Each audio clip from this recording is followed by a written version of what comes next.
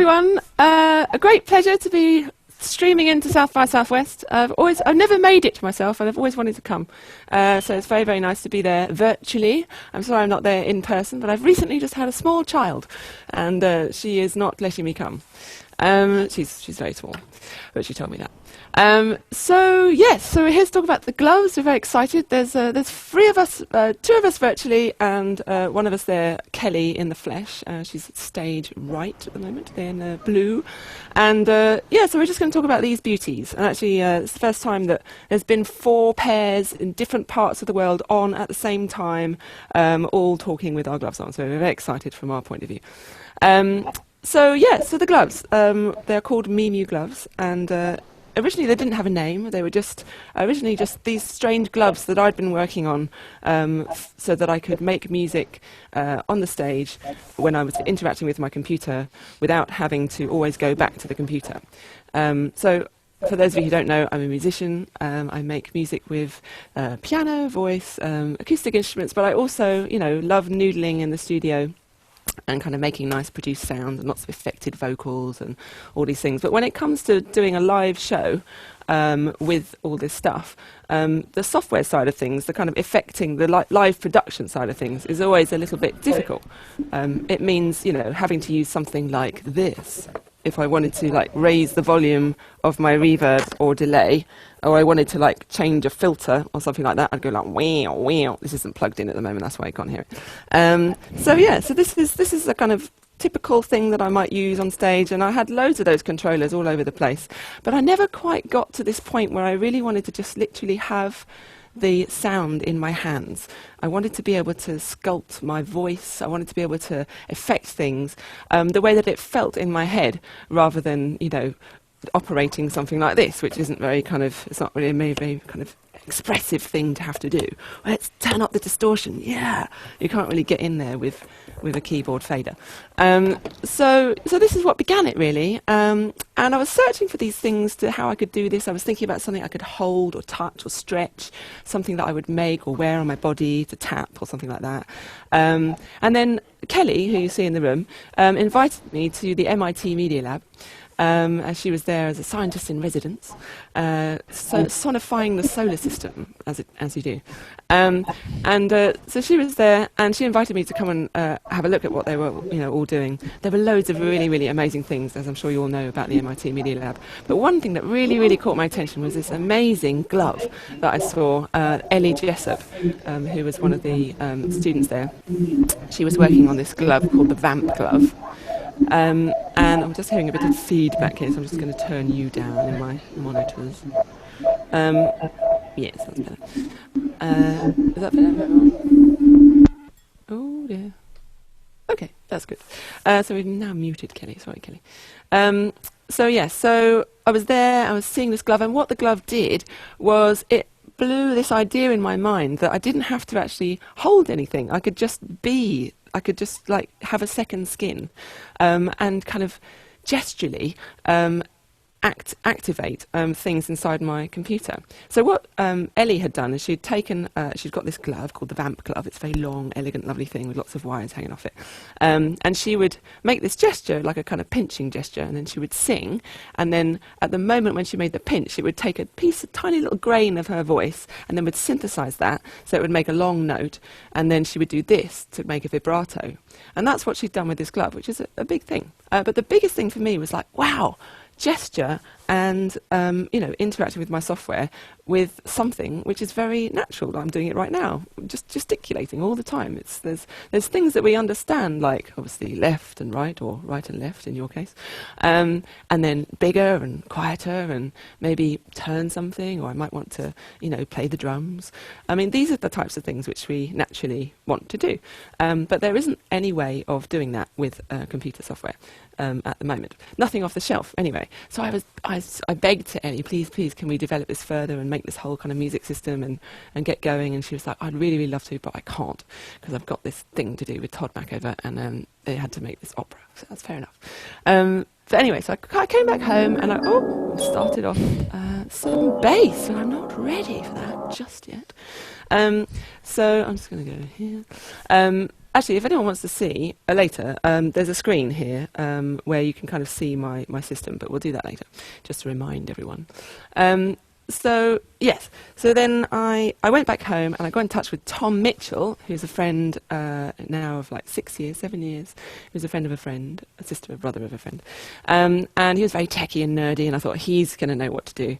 And he's a lecturer at the University of West England.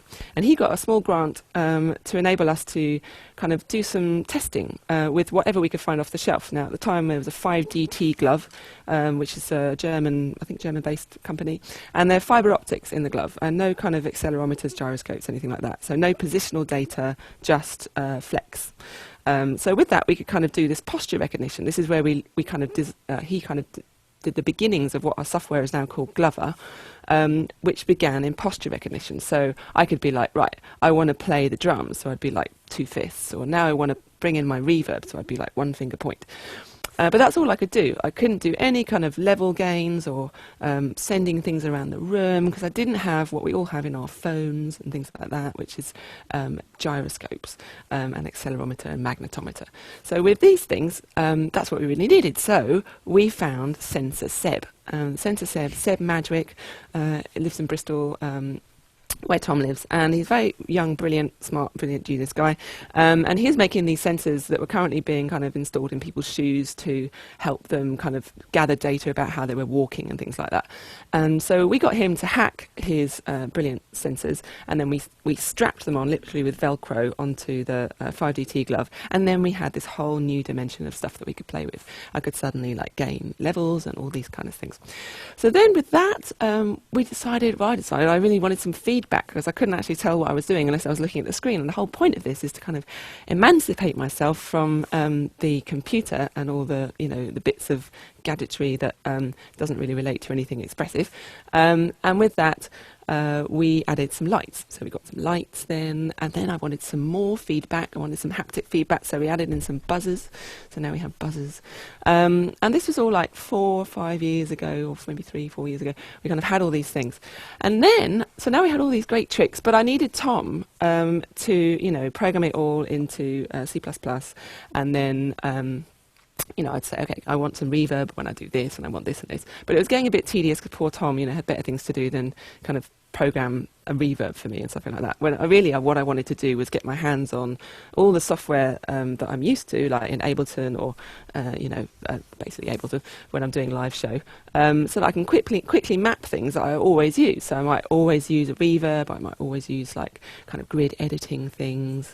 So this was where I could kind of start to do things like catch my voice by going hello, and I could just go like that, and then I could like turn my hand, and then when I turn my hand, that changes the kind of the rate of the repeat kind of thing. So I'll just show you that in my little Ableton, a very quick example of how that happens, which obviously you can find really easily. There it is. So there you can see. Can you see on the main screen? Have you got Glover and Ableton? Good. Okay, so now with my right hand, I'm kind of clenching my right hand, and as you can see in the group beat repeat down there, it kind of comes on when I close my fist. So close my fist. There you go. So that kind of activates that. And then with my roll, which is one of the 3 kind of different direct movements I can do, I'm just rolling my hand round to the right while my fist is closed. So you can see grid is moving. So it's very simple, but that's kind of what we're doing. And then, so if I just showed you inside Ableton an example of the kinds of mappings, these are the kinds of things. So this is actually only bass, a little bit of note mode that I'm going to show you, and drums. And these are all these mappings. And so you can see I can kind of, use clips. Anything that you can do basically in Ableton that you can map, I can now do, which is absolutely brilliant. And there are obviously some things which aren't in Ableton, and I'll get onto that later. But one of the kind of things that I really wanted to do was, you can take it off Ableton thingy now if you want to see me, otherwise you don't have to. I'm gesticulating just for you, so you may as well watch me. So now what I'm just going to demonstrate is we basically By now there was like there was Adam. No, sorry, no, there wasn't Adam yet. Yes, there was Adam.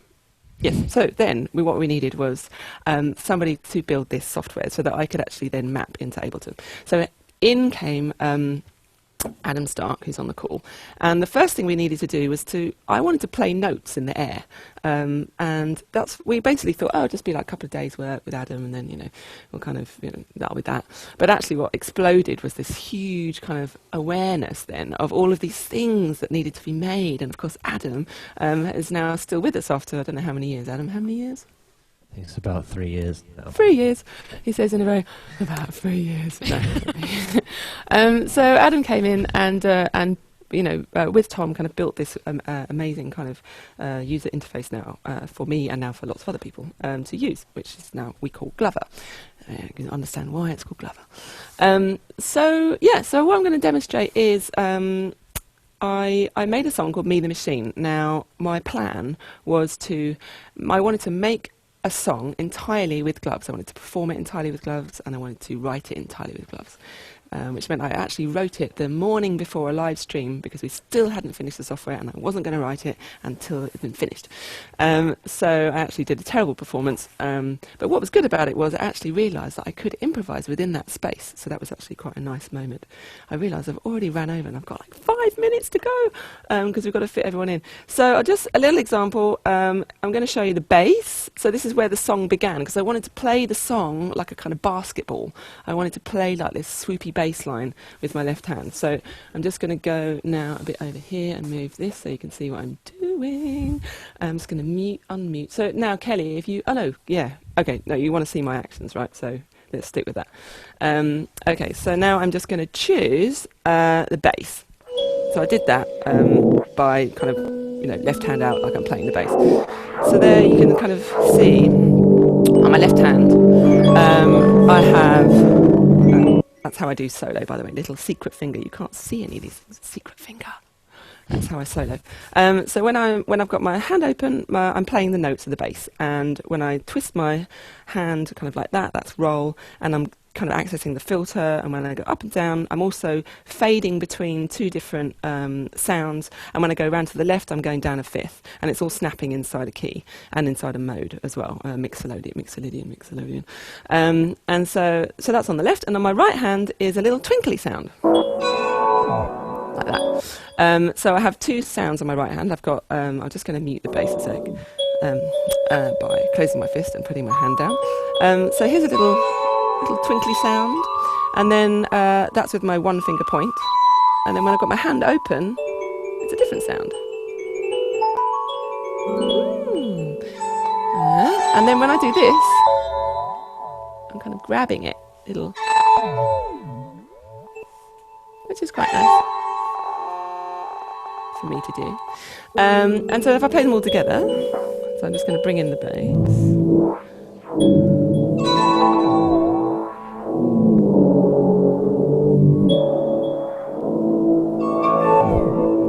Okay, so now I want to play some drums. So I'm going to make a drum kind of action, like I'm picking up my sticks. We've got a set north there. So now I just picked up my sticks. My gloves went blue, which tells me I'm in drum mode.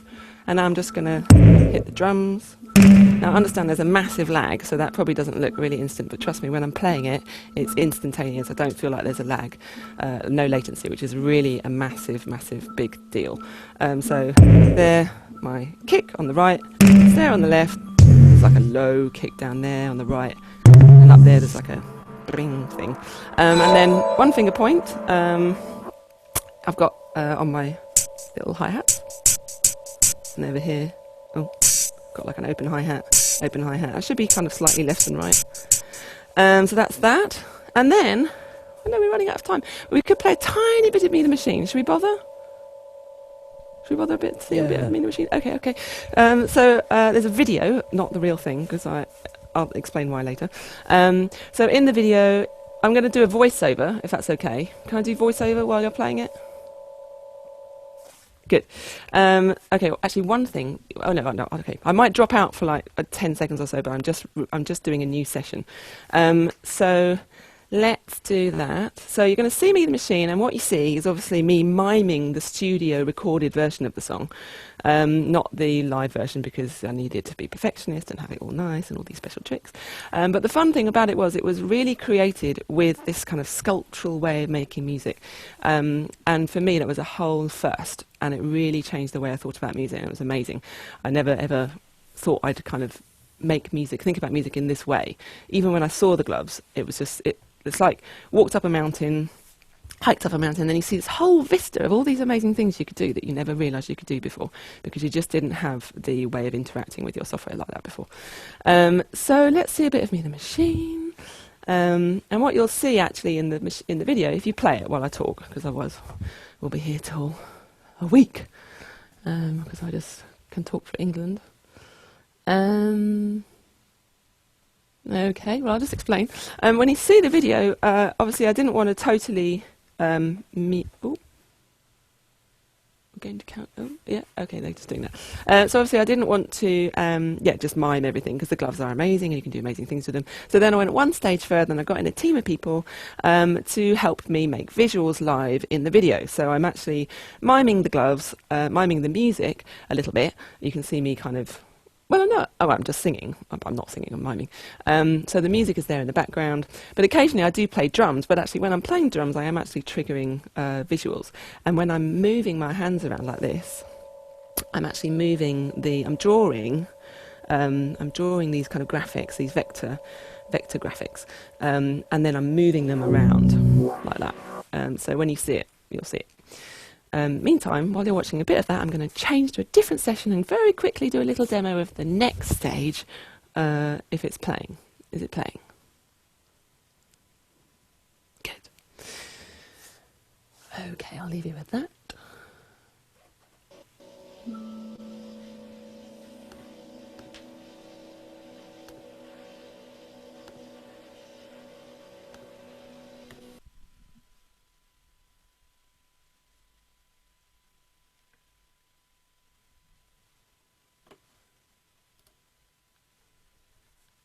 Okay.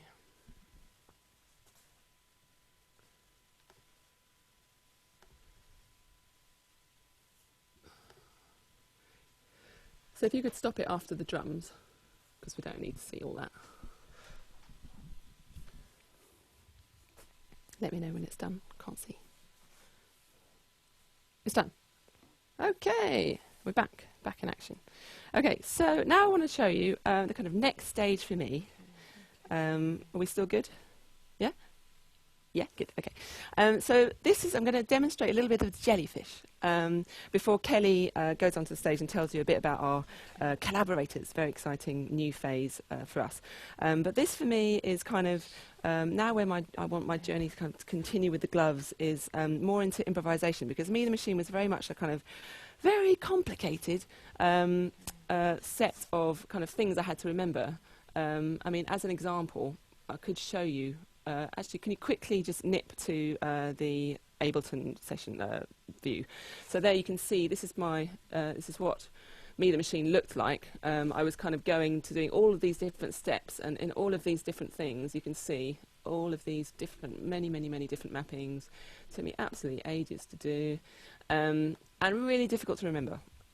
So I just can't do that right now because I've got mummy brain.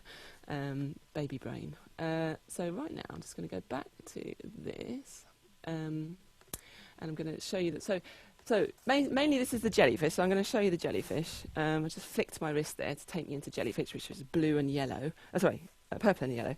And then I'm going to record something. Oh, that's good. Maybe I'm in solo. Let me just check. No, I'm not. That is unfortunate for everyone. Let me see why that is not doing what I want it to. Hello, you. There we go. So this is the jellyfish. I love it. So on my left hand, I'm just recording something now. My glove is red. Recording now.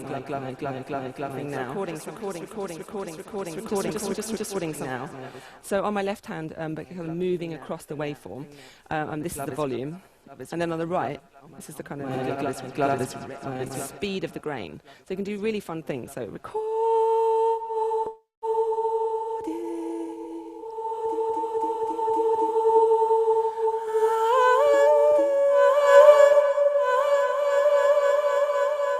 Should be moving left and right.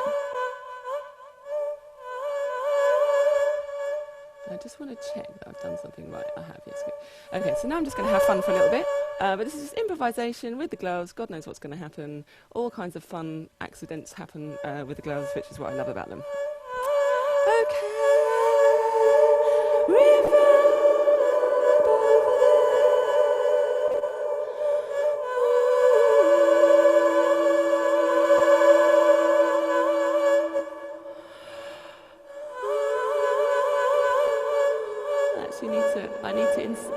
I forgot to turn on reactor.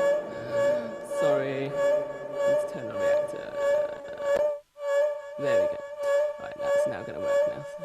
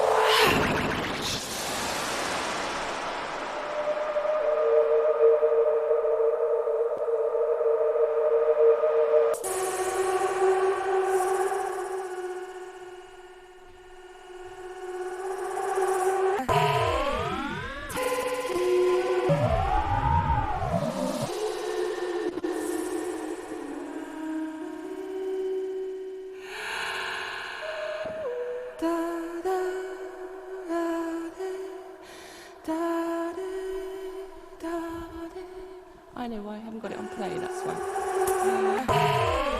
Okay. I can't really start again because I haven't got time, have I? But I needed to press play because the reactor wasn't doing the looping, so that's why it wasn't working. Have we got time? No. No. Do it. Okay, do it. Right. So, over here, reverb. There, no reverb. No reverb. Take my voice, spit shit. I've got modulator. Do ba do ba do ba do ba do ba do ba do ba do ba do ba do ba do ba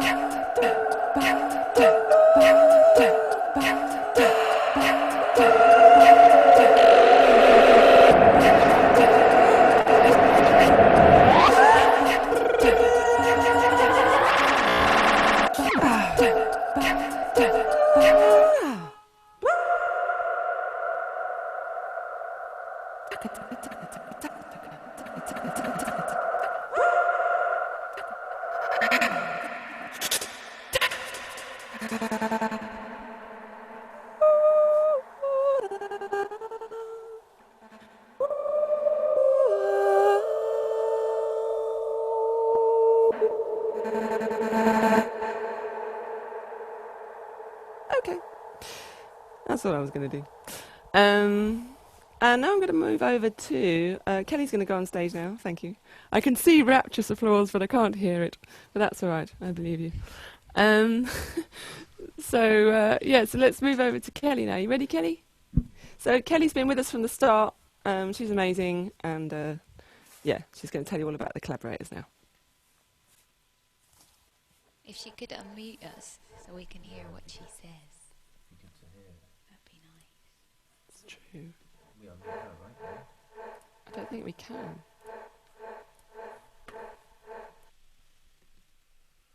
Yeah, I'm struggling.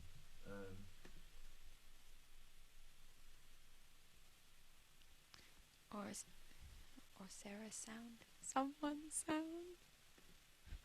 Yeah, you can't seem to unmute her. No, they have to do it. Yeah. That's kind of annoying because Oh, they're clapping. Look, they're clapping.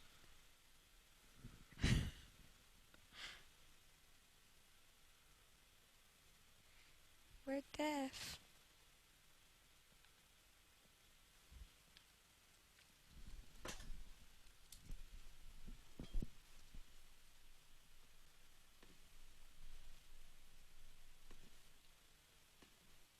I'm gonna tweet it to someone in the audience. So that's always been our hope and our goal.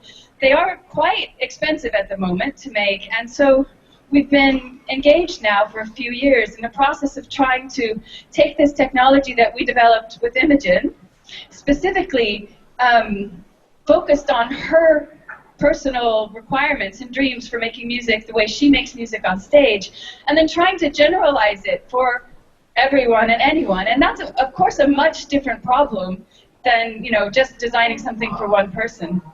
So we launched a Kickstarter about a year ago, a little more than a year ago, and we didn't meet our goal, thank goodness. But what we did do is we found a lot of people who were interested in getting these gloves for themselves, and some of them were willing to invest and buy a pair for themselves. And so we found about 15 people that we call our collaborators, who gave us a bit of money, and in return we gave them a pair of gloves and helped them to integrate them into their own systems in the way that they want to use them. And this was very helpful for us, obviously, because it lets us know how other people might want to use them besides Imogen and just us and our imaginations. And then it also really helped us start to, you know, find some of the maybe the problems with them, and start to hone the design and start our journey towards making them mass producible for a very, very large audience. And so we're sort of midway through that process. Our collaborators now have been with us for 3 months. We got together, we made 15, actually 23 pairs of gloves for our team members and for our collaborators, and gave them to them in December. And they've been working with them now for a few months, and we put together a little montage video of what some of them have done with these gloves. And while we're watching the video, I'm going to pass around a pair of our collaborator gloves. These are my gloves, so please be gentle with them. But I'll pass them around, one on this side and one on that side, and you can have a look at them. All right, are you ready? Yep. And then we'll just watch this little montage here. Adia.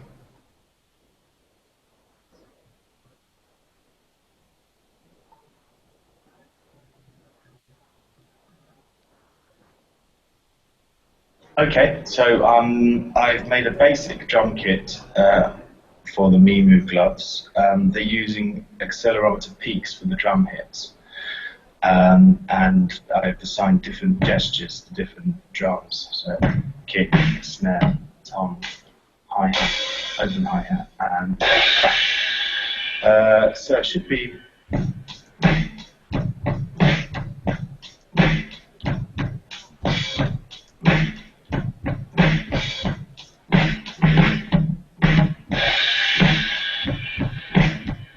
So that's pretty intuitive as a...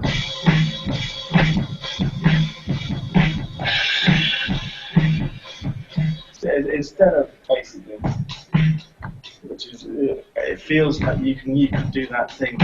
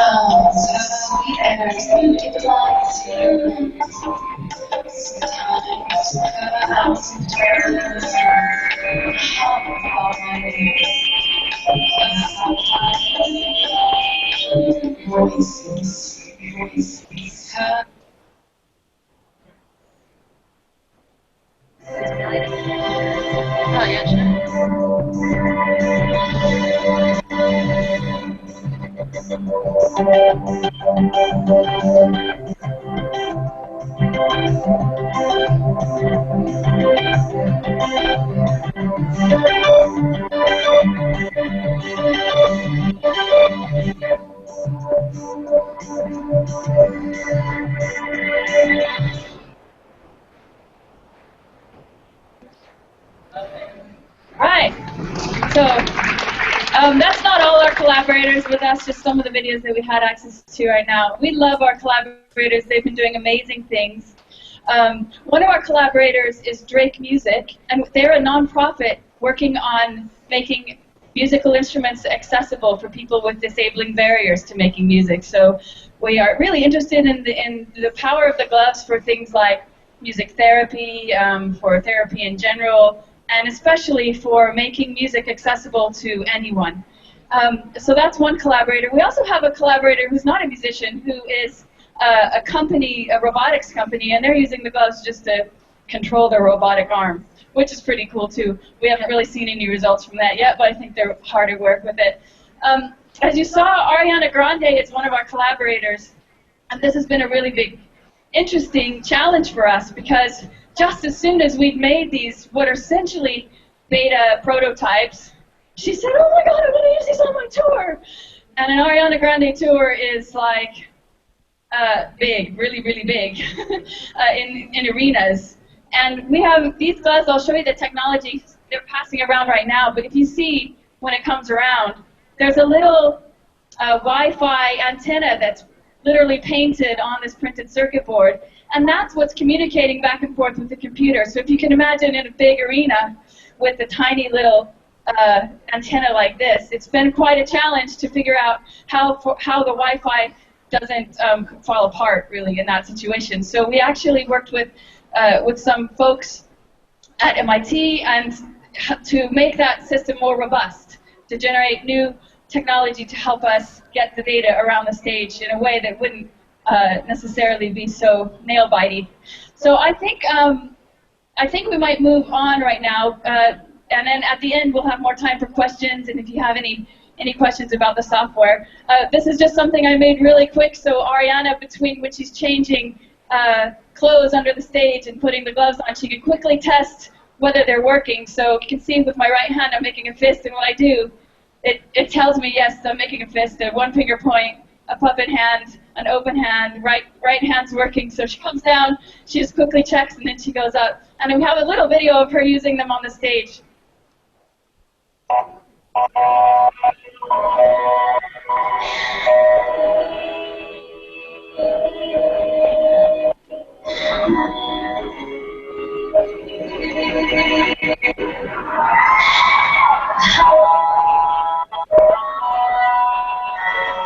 At this point, she's still really excited that they're working.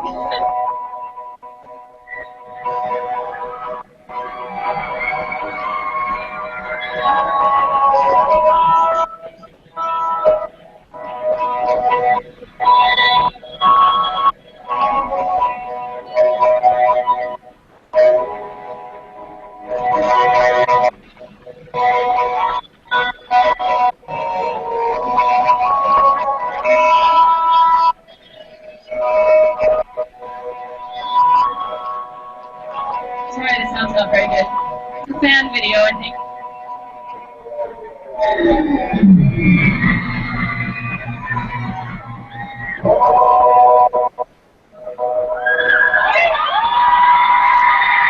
great. I think at this stage we'll go to our other. Then she actually turns one hand off and she goes into using them with a song, which is really interesting as well. So I'm going to introduce our next team member who is on the line with us, and Adam's going to tell us a little bit about, I think, a little bit about Glover, and then, but mostly he's going to share with us some of the work that he's been doing with the gloves. This is Adam. Hi guys, I hope you can hear okay. So, yeah, my name's Adam and I've been working on the gloves now for about 3 years. When I got involved about 3 years ago, I came down and I was as blown away as everybody else, you know, who I meet is about the gloves, and I thought these are fantastic. And at the time I really didn't see how we could improve them at all, but after a while it became pretty clear that there's just this huge surplus of ideas of what to do, and so I sat down with Imogen and Kelly, and we came up with some ideas and started to build one, but I'd get halfway through finishing this kind of new musical idea, and all of a sudden we'd have a better idea, and so we'd kind of, I'd try to finish it quickly and start a new one, and then we'd have another idea, and we really became apparent very, very quickly that we needed some way to allow musicians to sort of create their own relationship between the gloves and the music they're making, and that wasn't just a pragmatic thing so that they could get things done quickly and I didn't have to do as much work. It was also so that really creating mappings and the relationship between the gloves and the software is one of the artistic outputs of the gloves themselves. And if you look at all of the different people that Kelly's played on the video to you just now, or as you'll see from Chagall, who you're gonna see something from in a minute, or from Imogen's work or anybody else's, everybody has their own characteristic style that they put into the way that they make music with the gloves, and really it became clear to me quite early on that the really important thing is that we had to empower people to define their relationship between their gloves and music. So we set down working on this big, initially it was in an environment called MaxMSP, if anybody knows that, an enormous patch for allowing arbitrary mappings between the gloves and any kind of musical control signal, so MIDI or OSC. This has now been turned into a cross-platform C++ application, and it's now we're kind of getting there, and it feels much more stable, and like something. It feels very much like we're reaching a point where we've got something we're quite happy with. But basically, what I have to do is to define any relationship between, say, let me get this up on the camera. So this is the roll of my wrist, perhaps, and let's say this posture of one finger point. So if I'm doing a one finger point and the roll of my wrist, I can specifically make sure that a specific MIDI message gets sent and controls a very specific, maybe panning or the volume of something, and I can then layer these up into collections and then control a whole bunch of different musical software. And so what we end up with here is a sort of these collections of mappings, and each one of them defines a sort of, Imogen calls it a creature, and it kind of looks to somebody performing with them like they are a creature, some sort of musical embodiment of something. But we've allowed you to also switch up and change creatures and morph into different existences, so that you end up writing a song. At least this is what we intended. You would write a song with the gloves by creating a collection of these mappings and then switching between them as you go between the songs. And a lot of people do that. That's the way I like to do it. But of course, other people are doing other things that totally break it as well, which is just as interesting, and they use it in completely different ways. And it's really kind of defined this huge field for us about where we go next with writing some ways for people to make music with the gloves. So I'm going to also just show you a little demo. I've got a piano here, and because something that really interests me with the gloves is using them to augment other instruments. So I've used the gloves with my guitar, and so this is just an example of a really simple glove piano. So I'm going to do a quick demo. I'm going to just see if everything's on. Okay. I'll put my mic down.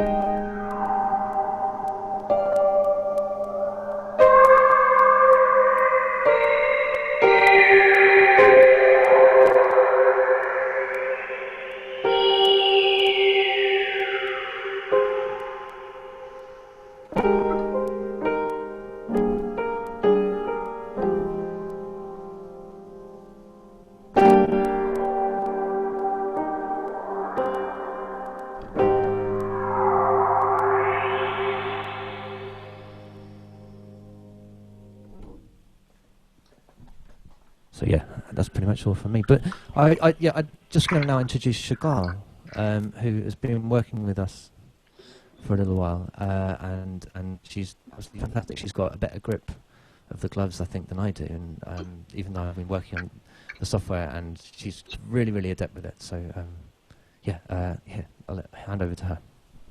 Hi. Hello. What Adam just said is not true. He taught me everything I know, and Kelly obviously as well.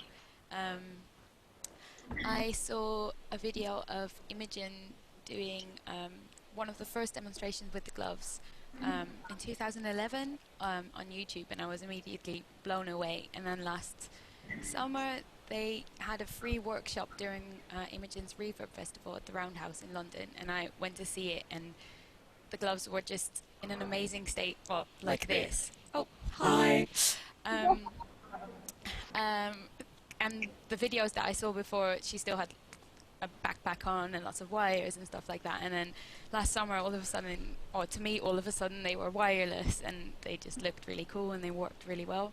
And I was lucky enough that they got me involved, and I could help them with the last steps in finishing the gloves ready for the collaborators. So I helped build those 15 pairs, and I got my own pair out of it as well. These textiles are actually sewn by my mum. And I'm also a I'm an artist, and I write and I produce, and I sing and write songs.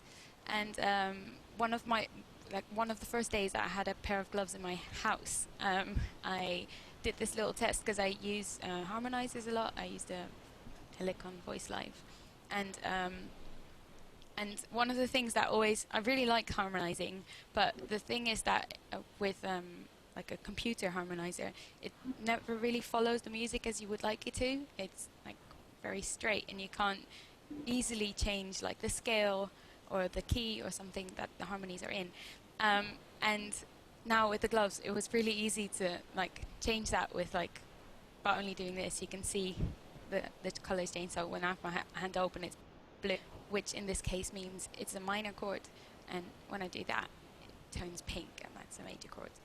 So basically, I just started playing with this, so I was like, and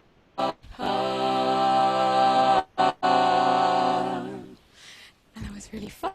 And then I just I thought I need like a melody to bring this out a bit more, and that's how my song called Sappho Song came about. Really, it's just like playing around with the gloves, and so I ended up doing like a proper video with the gloves in a wonderful costume made by Rachel Ferrer, who's the designer who made all these great looking gloves.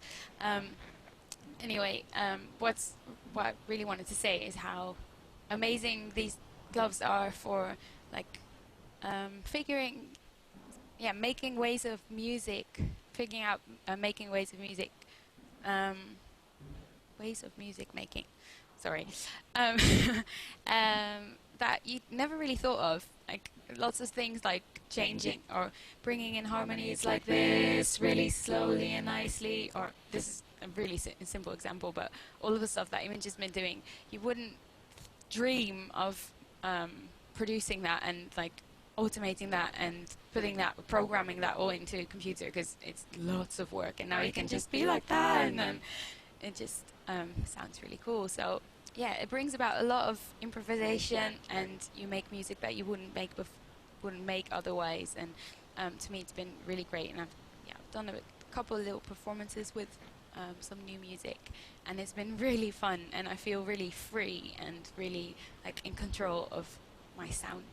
nice soundscapes, and yeah, it's just been really, really great. Don't know. Okay, thumbs up. That means that I did well. Do the song. Oh, doing do the the song. Oh, okay, yeah. Oh, wait, I need an A. Because otherwise I won't be in the right key. So I'm gonna... Oh, thank you. I hope there's no like latency on the...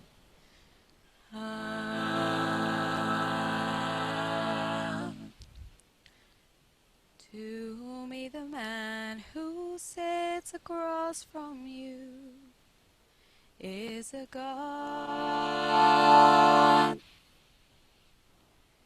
He listens carefully to your delicious song and your laughter.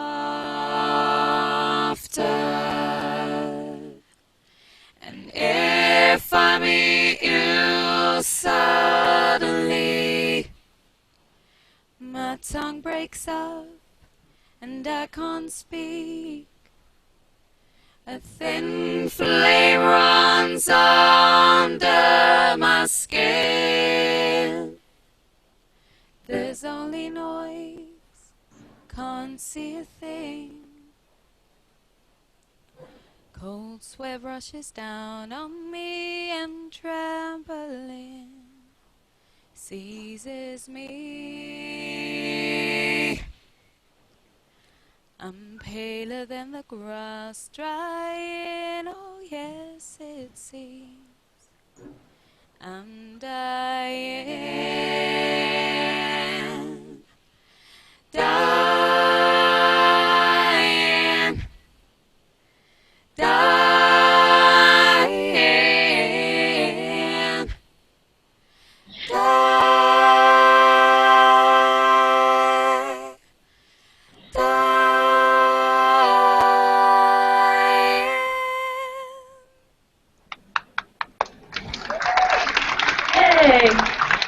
I think my battery's running out.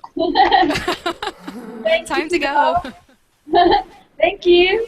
All right, so we have a few minutes for questions. I was going to do a little example of Ariana's patch, but I have it up here if anybody wants to see it later, how it's programmed and all of that.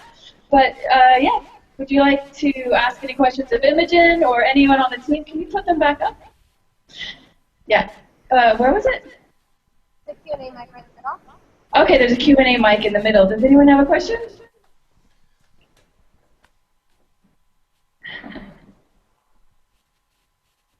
I was just wondering, you've spoken about there's a lot of improvisation and stuff. Speak more in the mic, sorry. Yes. You've spoken a lot about improvisation, stuff like that. Do you have challenges with repeatability when you do gestures? And sometimes I do like this, and sometimes my hand is completely closed. Yes, I can either put that to everybody else. I don't know if they can hear the questions though. I don't think maybe they can't. But I can Just check about. it now. Yes, not really actually. One of the guitar player that you saw, Chris Halpin, he is one of the Drake Music collaborators, and he has cerebral palsy. So he actually has problems physically making the same gesture twice or made the same. And he's the only one that we've had some issues with. But otherwise, it's the neural network that does the training. You teach it. This is my fist. This is my open hand. This is my one finger point. It's really, really repeatable. And it's also very, very, these are quite expensive sensors that are in our system, and so they're very, very accurate. So in fact, you feel like you're almost playing something physical. It's so accurate and repeatable. Yeah, it's really great. And you also make your own postures. Anybody else? Can you hear me? Yes, that's great. Thank you. Firstly, Imogen, I'm a massive fan of all your work. This is incredibly inspiring. I'm wondering, as an Ableton artist myself, and if anybody else is curious, if there's still opportunities for additional collaborators or how we can get involved with this technology, especially those who are suffering from illnesses and specifically juvenile pains. Imogen, did you hear that? Yes. I heard the bit about are there any more collaborator spaces, and then I didn't hear the other bit. Yeah, and he said especially with people with disabilities or with Yeah. Say it? Yeah. We would love to make more available. Sorry, What's go that? ahead. Say that again. Oh, okay. We would love to make more available, but we're not at that position to do that at the moment. What we're trying to do is now take the gloves to a further place and try to get the price a lot down and a lot more of them made. So we're hoping to get them into manufacture, but we're looking for funding. 150 grand, if anyone would like to come to the table and give us 150 grand, that would be brilliant. And then we could actually get them, hopefully out there at least under £1,000 would be great if we could do that. So that so that we can give them around. I mean, ideally, if we were kind of making any kind of profit, then we would look into giving them away to people to try out, and to universities or schools, educational programs, people with disabilities. We could try to find something to do with that. But at the moment, we're not at that point. That said, we do have one pair of collaborator gloves still available. Let's do a highest bidder, so we can get some money in the bank. No, not only half joking. Hi guys, thanks for coming. I'd like to talk a little bit about the prototyping side from the hardware perspective. While you guys have an amazing resource in the MIT Media Lab, those guys are amazing. If somebody wants to make something like this, say I have a great idea for a piece of hardware that's as sophisticated as this is. Did you guys ever get to a point in development when you didn't think you were going to be able to make it happen? And how did you get past that? Well, actually, sorry. No, go for it. Okay, it's not the Media Lab that did this. We did this all on our own. Imogen did this with Tom and with our team. We have all along been creating alongside DIY versions of the gloves, and this is an example of one. And on our blog, you can go on and learn how to make your own. The difference. It is. It's an mi.mu, like a Bluetooth, exactly. Awesome. It's great. You can just go and you can make your own. So that's really our goal, is to open source everything, even this design, and to get to a final design that's really robust, inexpensive, and then anybody can make themselves as well. And so that's kind of the next stage, is to get to that point where they can both be manufactured cheaply, but they can also be created by anybody that wants to hack. And we've made even this design. It's very hackable. The pair of gloves that I passed around, which I really hope I'm going to get back, I hacked a little button into it that I sewed in myself with conductive thread, and so they're really designed to be hacked into and to be customized. So yeah, that's the goal. Who has my gloves, by the way? Okay, good. So I'll keep this quick because I know we're short on time. But first of all, second of all, is this transmitting MIDI specifically, and is it, what is the resolution of the glove? Can it be applied to non-music applications, like say video, lighting, or something that would maybe use a proprietary resolution as opposed to MIDI? Yeah, actually they're OSC, not MIDI. So we have to sort of dumb down the OSC to make it MIDI mappable. But Imogen can talk a little bit about what it feels like to use them with video, because she did that for her music video. So. Yeah, we didn't actually have that much time, because I was like, 2 weeks before the video shoot, let's do this. So we kind of got a ton of people together and hacked the software with Adam's help. And then, I was able to draw lines, vectors. I was able to kind of, pinch and move things around the screen, and trigger things with my with the accelerometer peaks. So we a guy called Ersin he was the one who kind of made this happen, along with it's also manipulating the Connect data that was kind of particle mi heap on the screen, and on this kind of clear gauze, this see-through gauze, and then I was changing the way the particles were moving, so I was kind of scrunching my hand like that, and then all the particles would get really, really tight, and then they would burst open when I opened my hand. So yeah, really tiny little things could be really effective, and it was really exciting to play with. It was just fantastic. Was that a program, or was that an existing graphics program? Say that one more time.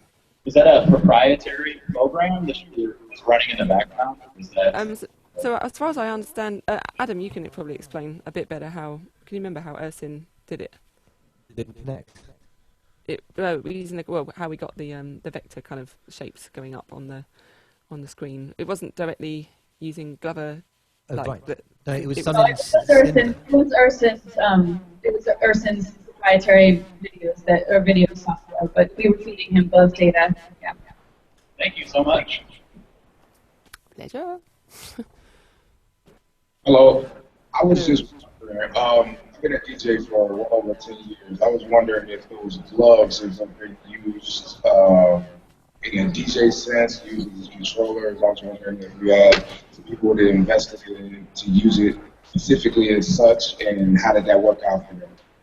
That's a great question. We don't have a formal collaborator who is using it only for DJing, although Chagall, who just performed, she did a DJ set with them for a dance festival, and we also have been working with some individual DJs, and I've in fact just been speaking with the DJ that's on tour with Ariana, who DJs for Ariana during the program. He's really interested in using them on stage during the performance as well. So we do have a lot of interest from DJs, but so far, no formal collaborators that I know of. Am I right, you guys, or am I forgetting someone? No, not officially. Kind of, lots of people have tried it out.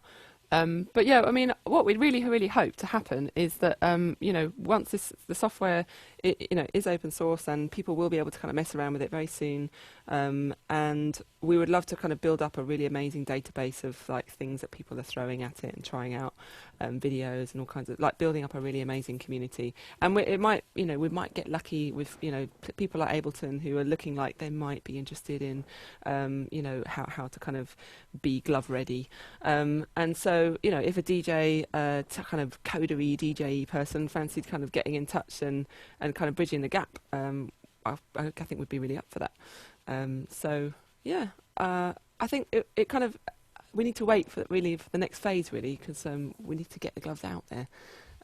So maybe we can have maybe somebody can make their own DIY gloves at DJ, and then we can get stuck into, or they can get stuck into hacking into Glover and seeing how they could make something out of it.